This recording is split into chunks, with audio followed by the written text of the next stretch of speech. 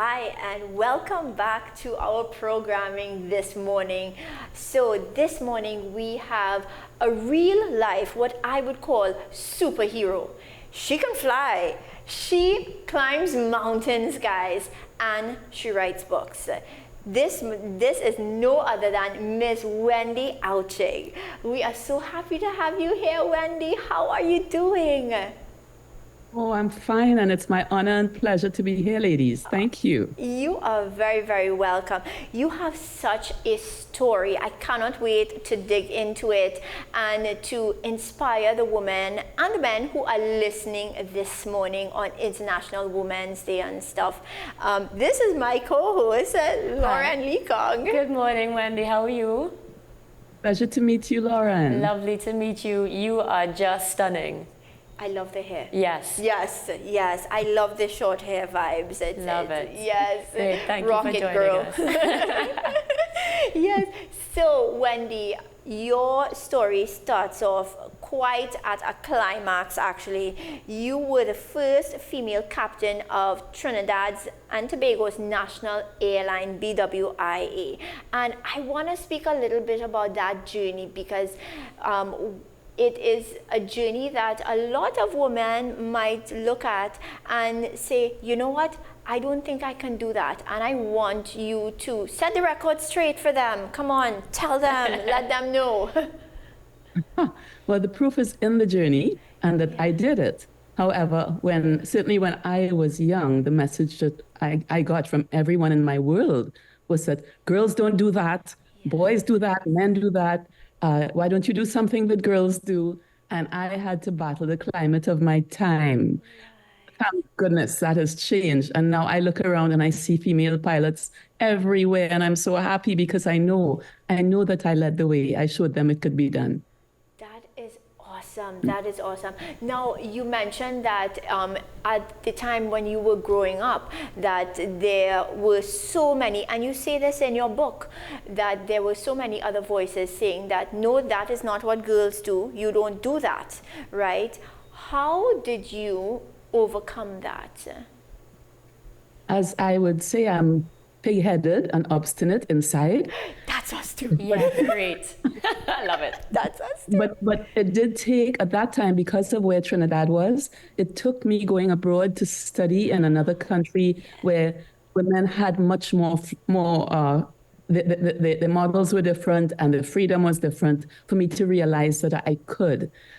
I think if I had not gone abroad in my 20s to study at university in Canada, it would have taken a lot longer before I got that message in Trinidad in those days. Mm-hmm. So the addition of having girls around me who were doing other things that were unusual. Mm-hmm. None of them were pilots, but they were, becoming engineers and truck drivers and taking me off into the bush to climb mountains and kayak and things.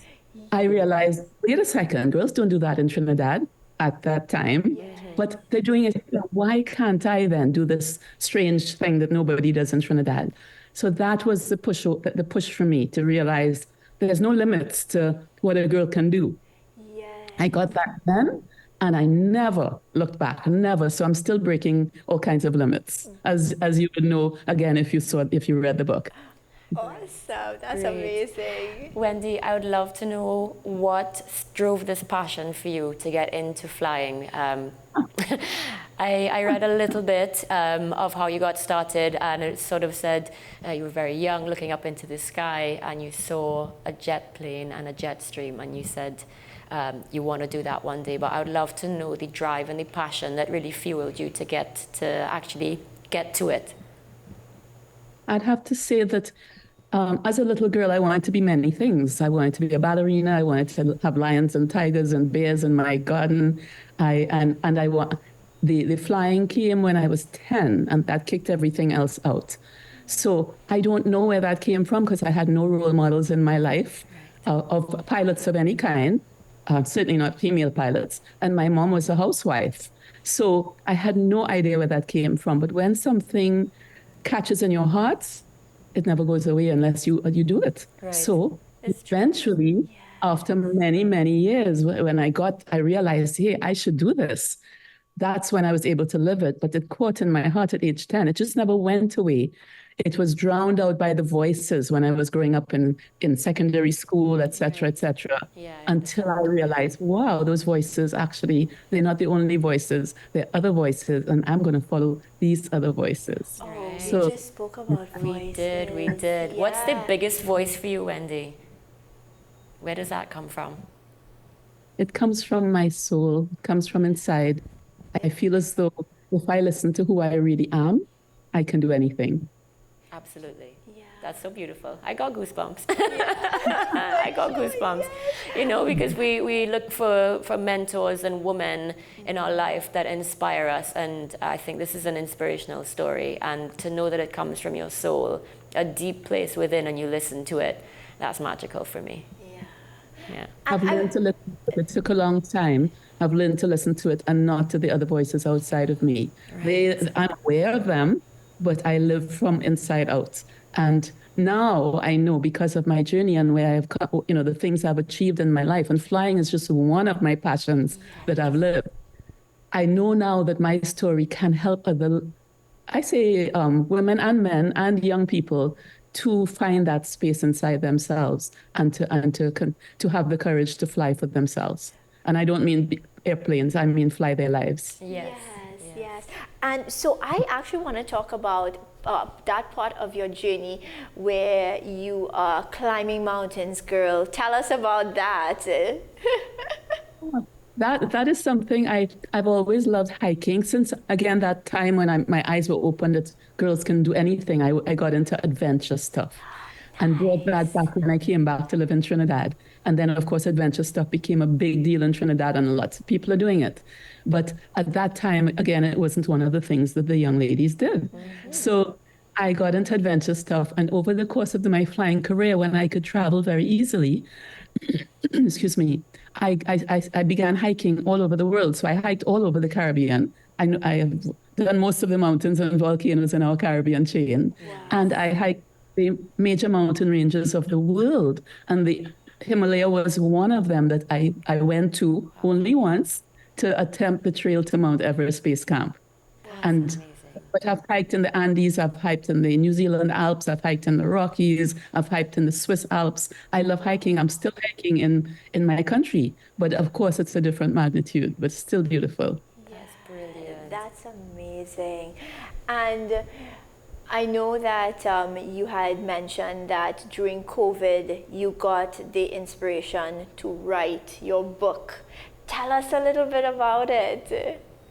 About why I wrote the book? About why, about what it's about, everything. Tell us. Okay, so COVID made me realize that everybody was very discouraged and people were forgetting that they could dream. And I thought, you know, I've been avoiding writing this book of my life for many years because people keep saying, Wendy, you should write a book. And I thought, people need something to raise them up out of the doldrums that we're all in because of this situation. And I thought, I have a story that could help. And so I sat and I wrote the book. It came pouring out because it'd been waiting to come out for years. And the reason I wrote that book was not to tell people how to be pilots. It's not a book about becoming a pilot. It's a book about overcoming fear, overcoming other people's opinions, overcoming challenges, which I had many of, to reach the thing that fuels you and fires you up and that you want to do with all your heart.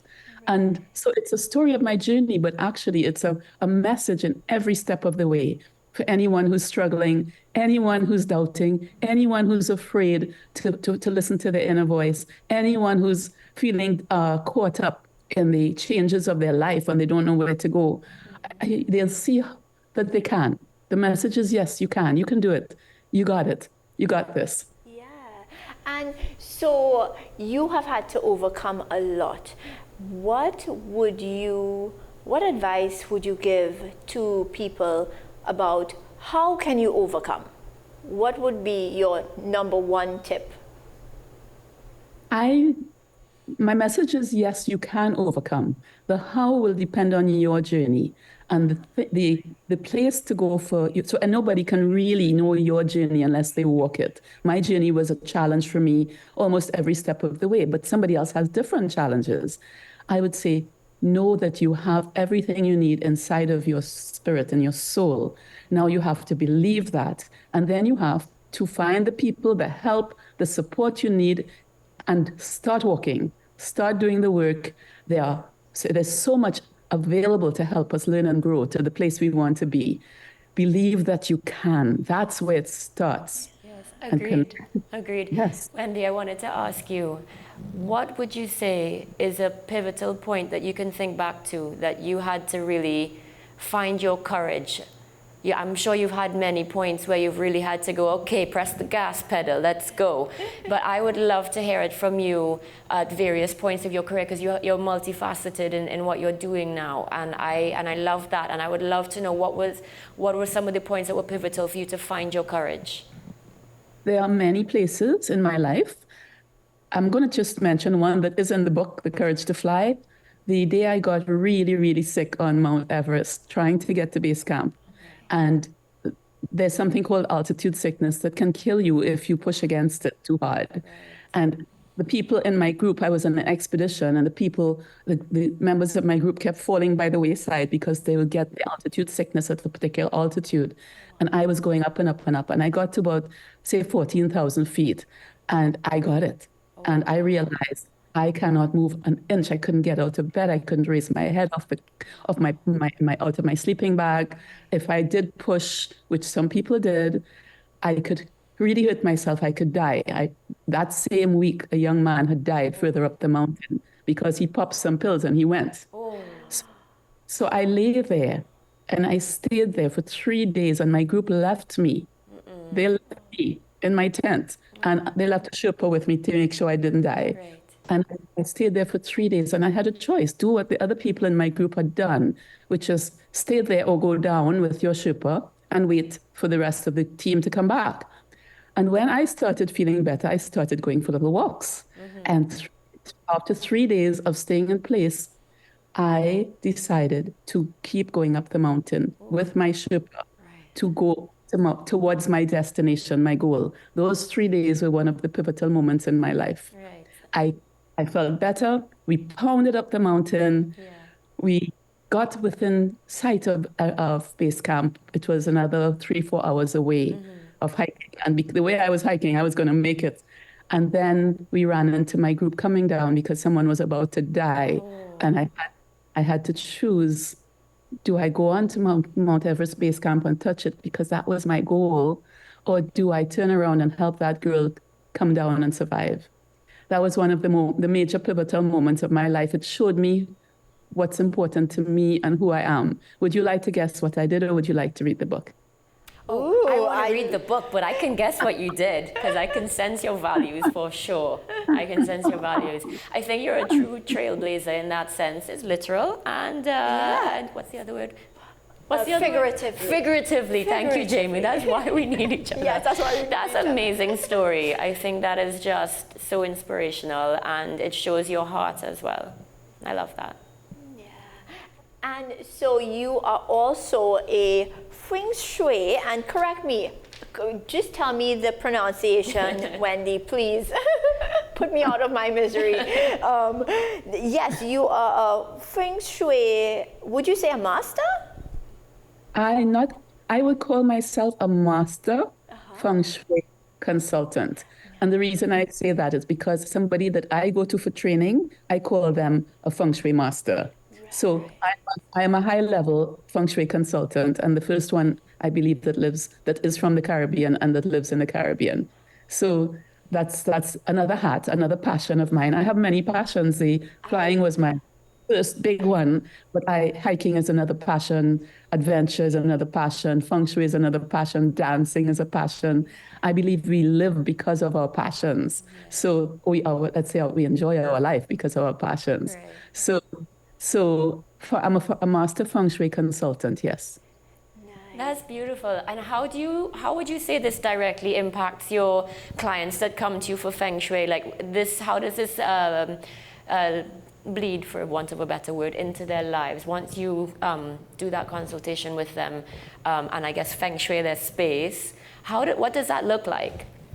What's the process there?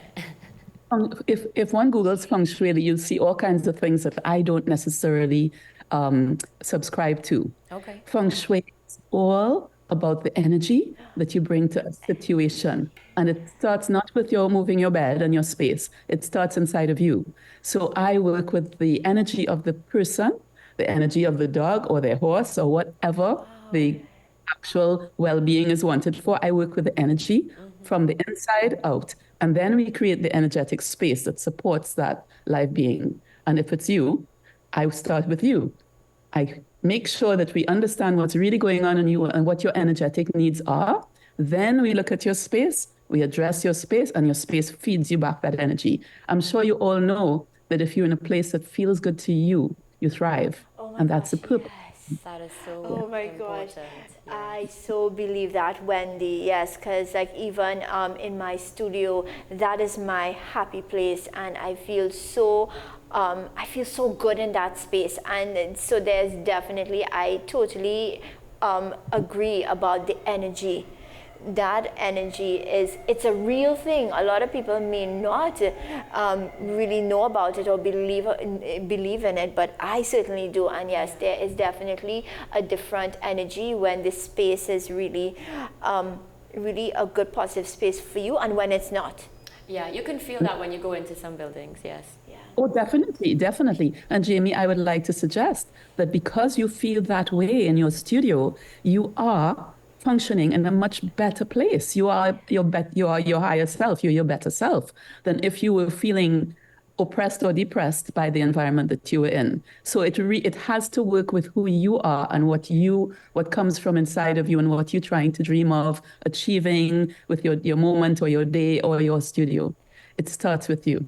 And we all respond to the places that are not good for us, just that people don't necessarily associate it with the energy of the space. But it's all about the energy, everything. Yes. When you talk to me and when people relate to me, they feel my energy, whether I'm being Captain Wendy or whether I'm being Hiker Wendy or whether I'm being Feng Shui Master Wendy. They feel my energy and they respond to that. It's all about the energy. I wanted to ask, sorry to interrupt, I wanted to ask Wendy, how did you first become aware of your higher self? That's something I think I was born with, but I developed it in stages. There were times in my life when it was very present, when I was in my teens, actually. It was very close to my awareness. And then there were times then I discovered boys, and that had other interests from my and then later on as I grew into my full maturity, that became more and more important to reconnect and still have the boys, but reconnect with my true self and my spirit. And I have never looked back. I've never lost that.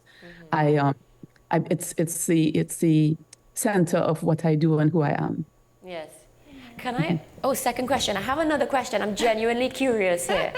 My reasoning behind this is I'd love to know your secret to cultivating your connection to your higher self. So, for example, do you have a morning routine that you start with? Yes, I do. But is that something we should be telling everybody in the world on this program? Well, I wanted to share a little bit about what connects me to my higher self, and I was wondering if it's a bit of journaling, a bit of talking to myself, and a bit of tuning into my intuition. And I wondered if it was something that was that other people do first thing in the morning. That's part of my morning routine. Yeah, so I definitely do it. But Wendy, if it is that like you don't feel comfortable sharing, that is no problem. We totally understand and stuff.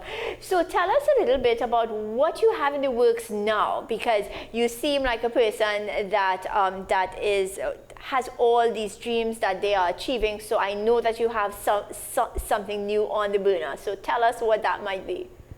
I will do both, Jaime. I will answer briefly the previous question. Every morning, I do up to an hour of gratitude and meditation and connecting with the divine. And I believe that if you don't have that time, as this morning, because of the time of our show, I did not have that time. I did 15 minutes instead. But I consider it as essential as breathing that I spend that time for myself. Great, thanks, Wendy. The other question, you see, you gave me the courage to try to say it on national TV. Thank you for sharing that, Wendy. I really think that's really impactful for me, especially. Thank you. Yeah, I think it's impactful for everybody, because I think that, like, it's only when we are here or we are given the knowledge that we can know. So when you listen to people who are inspiring and you see what their path is and their journey, then you're like, oh, well, you know, maybe I can try that. Because I also believe in a morning routine and meditation and connecting to source and to God and stuff before I do anything. Yes. So definitely what you said resonated with me too, Wendy, and I think it would resonate with a lot of people. Yes. But yeah, but back to this, but back to your story and stuff. So yes, so you were telling us. Yes. So you were asking what I'm working on now. Many things. I always wear more than one hat. Even when I was a pilot, I had several hats. I had an eco-adventure company at one point for many years, et cetera, et cetera. In this case, now that I'm retired, my life is rich and full, again, with many hats. So I'm the environmental director of Yahweh Foundation in Tobago, and I'm running an environmental awareness program for the secondary school kids of Tobago. And that just paused for a while, but it's going to restart later in the year, and I'm looking forward to that. I have a team, but I'm the inspiration, I'm the guide, I created the program. And the team, thank goodness, are wonderful. And I'm also launching now an initiative where I do inspirational talks for the women and youth of the Caribbean. I'm looking for corporate sponsors or NGOs who support that, who are Caribbean strong, and who have a commitment to supporting those cohorts, to partner with me, to absorb me into their program, to give young people and women the opportunity to hear me, to feel me, and to realize that if I can do it, so can they. Because my journey was a challenging one, and I know what it feels like, I know what it takes, I know how it is to push against the ceilings. I know what it is to not have money. I know what it is to have no one believe in you. I know what it is to find yourself in all those positions and start walking. And I would like to share that energy and that belief system with the people who need it most. And right now, I think our youth need it. And I think our women in many places in the Caribbean need it very much. I totally agree with that, Wendy, for sure. So you have accomplished so much. Out of all of your accomplishments, which one is the one that you are proudest of? My ballroom dancing. Oh my gosh, that is dancing. I love dancing. I absolutely love dancing. I don't do it enough though. But yes, so, but ballroom dancing it's very intense too. I love it though. So yeah, and so do you dance in where you are and stuff? Or you are in Tobago, right? Yes, I'm in Tobago, and we have. It's very strong in Tobago, and we have a competition every year, so I go for that. And I get to look very pretty and dance my heart out. And it's another one of my passions. It's another one of the things that I do that feed my soul. So nice. It's a package. We are all a package. And I think you should explore the different muscles that you have and the dreams that you have without fear. For sure. And so that is some great advice. And do you have any other pieces of advice that you would want to give to our audience and stuff? Like, what would you tell them? It doesn't change, you know. My advice is listen to your heart and your connection with the divine. Find who you really are inside. That means you need to find a quiet space away from other people telling you things or things hitting on you. Find the quiet space, connect with who you are. And remember that you are magical, unique, and special. And start believing that, knowing that, embracing that. And you will find then what you want to do with this wonderful journey that called life. Start walking. Yes, you can fulfill your dreams of yours. I love that. That's brilliant. I think all women needed to hear that, all people, especially the women that are up and coming, trailblazers, and women in leadership as well. It's so important to have mentors and women in leadership like yourself that can look at the creative side, look at the intellectual side, and see so many different facets and embrace all of that to be this well-rounded woman that makes her mark on society. And I just really love that, and I thank you as well for sharing so much of what you've shared with us today. I just love it. I love that you're in Tobago as well. It's my favorite place to holiday to. It's really, yes. Wendy, it has been such a pleasure, because I think you have shown us and our viewers that you can do whatever it is that you want to do. Because you've showed us so many different facets of your personality, and I thank you so much for sharing that, because that is what we need to hear more of. We need to hear those stories of women that are doing so many different things, and they are going after their dreams and their passions. Yeah. So is there anything else that you would like to tell us about? Any sort of wisdom you want to share with us? If anyone is interested in learning more about my journey, I would ask them to have the courage to get my book and read my book and follow along my journey, because I think it makes a really good companion for anyone who's struggling. It's called The Courage to Fly. And by that, I mean to fly on your own wings. So that's what I can leave with the audience. Brilliant. Find the courage to fly, literally and figuratively. I am going to get that book. I cannot wait to read it. I have a book list as long as my arm, and I just love to read. Yes. And this is also part of my morning routine, because I'm freshest in the morning. So I start with the journaling and the bits and pieces, meditation, prayer. And then I read a little bit of a book that I tend to read a few books at one time. So I'll read a passage from each book. I just can't otherwise.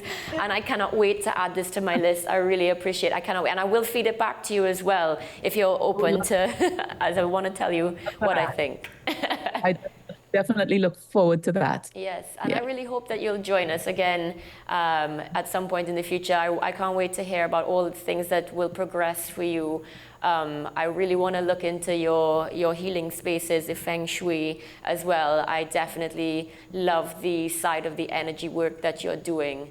I definitely want to bring this to a lot of women as well that we work with. And I think this is something, Jaime, you probably love to do with your women as well, with your boudoir shoots. Yeah, definitely. I think that whenever we go deeper with our clients about it, always leads to discovery, and this is always a great path to be on. And so definitely letting their energy bloom. So Wendy, thank you again for joining us. We really appreciate it so very much, and we can't wait to hear more about your adventures. So we would love to have you back at some point. Brilliant. Ladies, it's been a pleasure for me too, so thank you for the opportunity to chat. Have a wonderful day. Okay, Great. you too. Enjoy Bye-bye. International Women's Day.